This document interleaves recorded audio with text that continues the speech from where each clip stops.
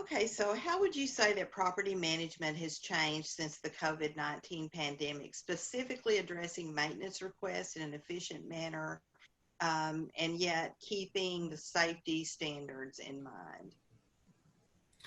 Yeah, so clearly a lot has changed for a lot of folks, both from a work and personal life standpoint.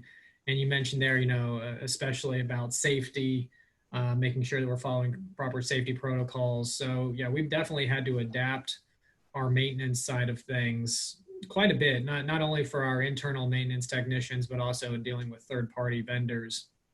So, the first thing that we're doing is, even though it's a very basic question to ask, but for every work order that we get, we're asking, is everyone in the house healthy? We don't, we still collectively as a society in the world, we still don't know enough about this virus to be, feeling safe about anything, right? So if somebody in the household has not been well lately, if they've been sick, then, we're not going in. We don't want to take a risk that either, any of our staff or any third party maintenance folks are going to go into a situation where somebody's either in there sick right now or has been sick recently. It's just not worth the risk. And that's delayed some things. Now, thankfully, I think people are understanding right now. People are telling us, because we have had a couple situations where people have said, well, I don't think it's COVID, but my mom's living here, she doesn't feel well, or I don't feel well, things like that. And they're understanding that, okay, we need to wait a couple weeks then before we do this. Outside of any kind of emergency situation. Now, emergency situations, thankfully, we haven't had an encounter where somebody said, I've got an emergency maintenance situation and somebody is sick.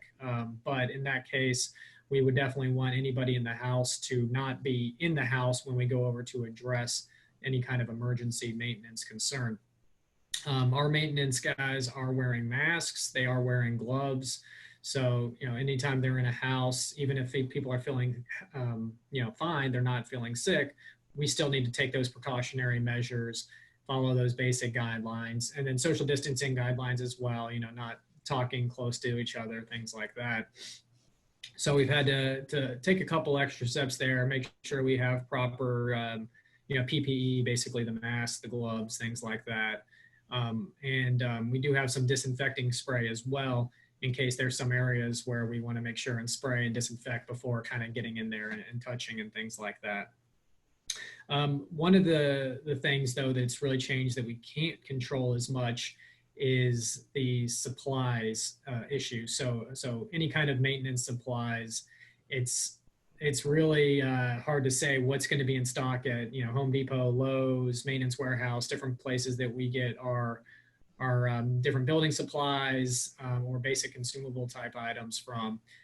There's been delays, there's been overruns. I mean, Home Depot and Lowe's, actually both of them had really really good quarters this past quarter from a revenue standpoint. A lot of that is a lot of people are doing home improvement projects that they've been putting off because now they're at home, and so they're able to do those things.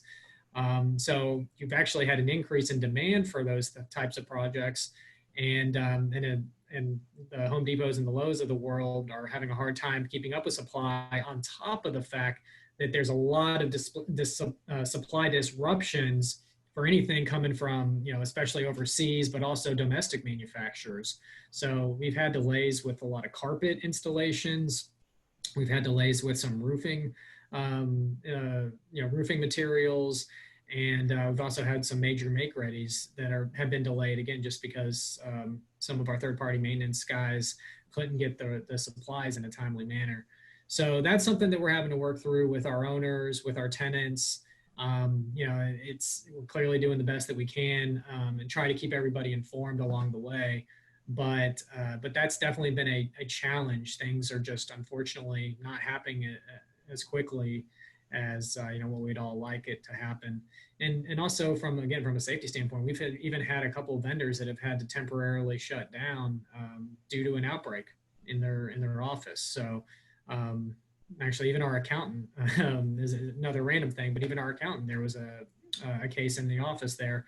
So they had to all quarantine for a couple weeks, and that slowed down the work considerably that they can do. So it's a lot of adjustments. But I think we're all, at least now, supply chains hopefully are getting caught up, and now we've all kind of gotten used to this mixture of working from home, working from the office a little bit more, so that it's on the right path.